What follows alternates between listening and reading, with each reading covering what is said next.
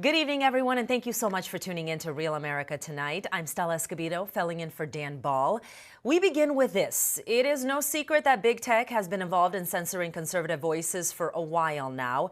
We have seen it ourselves, and the Twitter files have shown us the proof.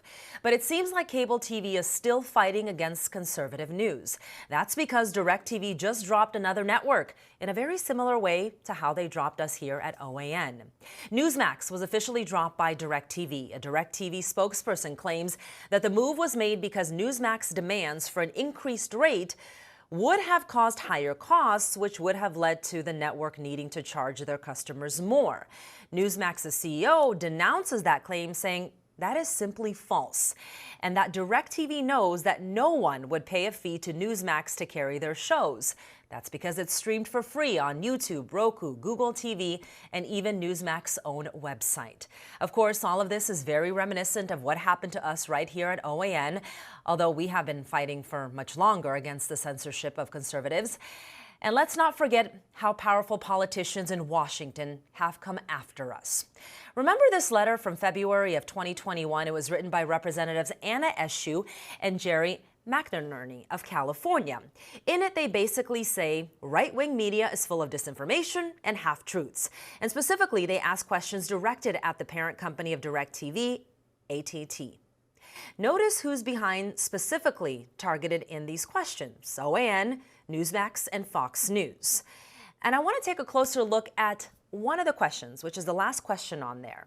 It says, are you planning to continue carrying Fox News, Newsmax, and OAN on UVerse, DirecTV, and AT&T TV, both now and beyond any contract renewal date? If so, why?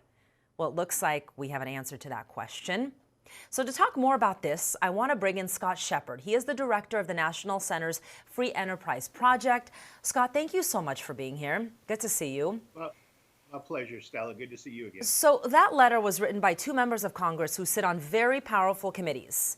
Eshoo and McInerney both sit on the Energy and Commerce Committee and the Communications and Technology Subcommittee. Scott, what do you make of them writing a letter like this? I mean, it sounds like intimidation, totally inappropriate behavior by our government. Well, it is. It's absolutely intimidation. We see this from the SEC, from the FCC, from all sorts of agencies under the current administration and from Congress. The left attempts to intimidate corporations, and they've done it for decades, and they've done it with shareholder activism as well. And the result is that corporations have shifted far, far to the left. Now, John Stankey at AT&T is a hard left figure on his own, and he's running his company for his personal policy preferences, as are many other CEOs at corporations that have gone left. But a lot of them are being pressured into doing so.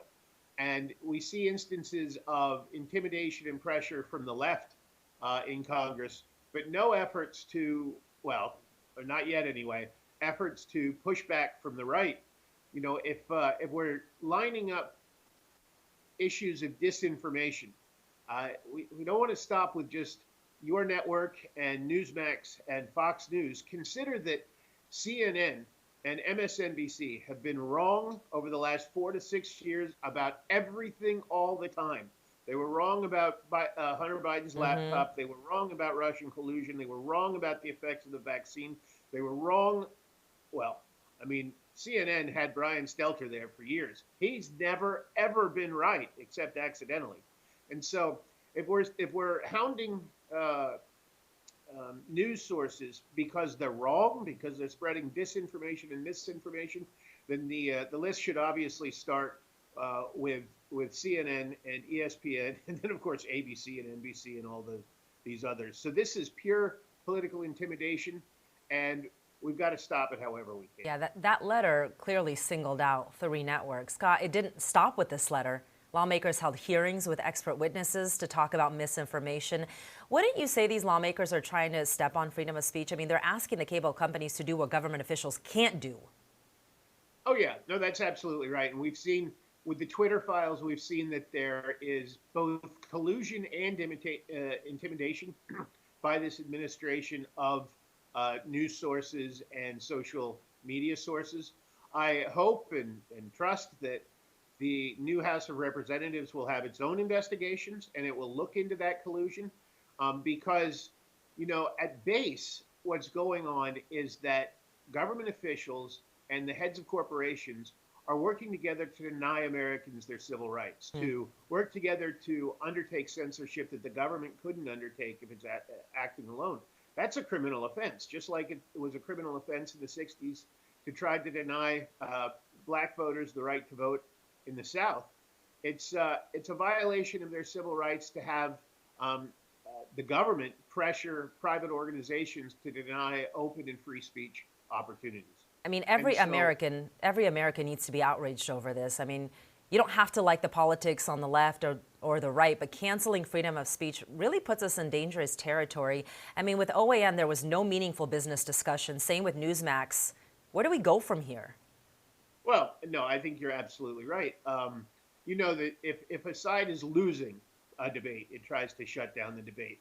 But when I was a kid, admittedly, that's quite a long time ago now, but when I was a kid, the left were the the primary free speech supporters, and they constantly said, I might not agree with what you say, but I'll defend to the death your right to say it. What happened to those variety of liberals? We've got just censorious, I want to control everybody's lives.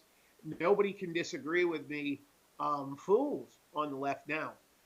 We have to make sure that our politicians are showing up to fight, treating the left and its outlets the same way that right of center and center ground outlets get treated. We have to see shareholder lawsuits against the corporations that are undertaking this. Companies cannot run their businesses and shrink their potential customer base for the benefit of their personal policy preferences. That violates their fiduciary duties. Shareholders need to start suing about that. States need to amend their corporations laws to make it easier for shareholders to sue and investors to sue investment houses. Larry Fink is pushing this hard left line, and he should be sued for this. Brian Moynihan at Bank of America and the other two big to fail banks are pushing a hard partisan line, even though all of us have to backstop their failures because they're too big to fail while they get to keep their profits. So investigations, lawsuits, we really need to get busy. Well, we saw with the Twitter revelations that censorship is real, right? If it wasn't for Musk, we wouldn't have the proof, even though we felt it. But now with DirecTV dropping OAN and Newsmax, I mean, they're just doing it in the wide open. They don't even care. Is Fox next? Yeah, well, I mean, obviously from that letter, that seems to be the goal. Absolutely shutting down every discussion and lying about what's disinformation, what isn't, so they can get away with lying about everything. Now, we're the American people, and we've got some generations coming up that I, as a Gen Xer, don't really understand, but I don't think we're entirely ready to hand over our liberties to the deep state and just accept whatever a corrupt administration and corrupt heads of corporations are willing to force us to do. And so we have ways to fight back. And for your viewers, if you've got an opportunity to interact with a corporation, there are all sorts of ways to do that. But one of the ways, you might recall Coca-Cola saying that telling employees to try to be less white. Well, if you call the headquarters, they're not going to pay much attention. If you talk to your local bottler or your local distributor and say, that's it, I'm not spending any more money with you, and I'm going to work for this community to bankrupt you, they'll be on the phone. And so if you can find local outlets of large corporations, you can make a contribution that way.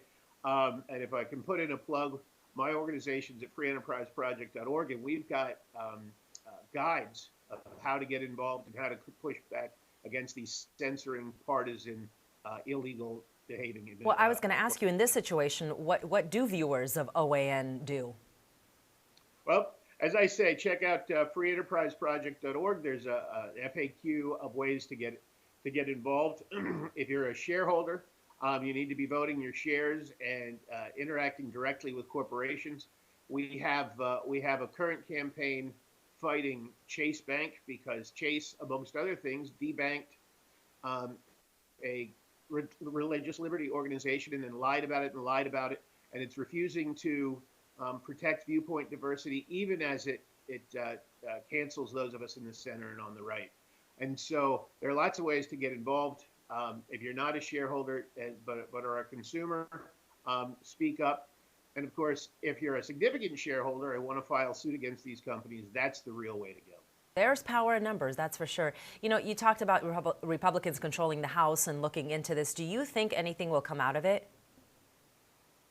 I don't want to guess congressional behavior anywhere along the spectrum, but I'm certainly hopeful I'm hopeful that the Magnificent 20 at the beginning of this Congress will have put some backbone into the new speaker.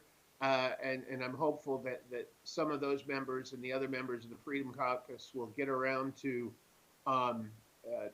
really asking the tough questions of these corporations, because they are violating their fiduciary duties. They are acting in partisan ways. That does violate the law.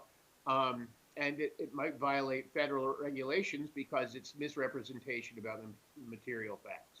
Well, before we wrap up, we just got word that former President Trump's accounts on Instagram and Facebook have finally been restated.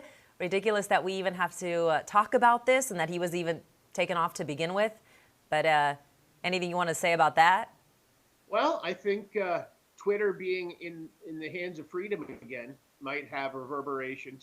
But I think another factor there might very well be that, as I recall, at least fairly recently, Facebook was down 75–80% of its all-time high value.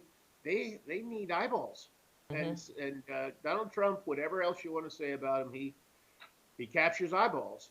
And so I suspect that was a business decision as well as a CYA decision. Well, he's also running for president in 2024, and just ridiculous to even think that he was booted off. This is America. This is the America that we're living in.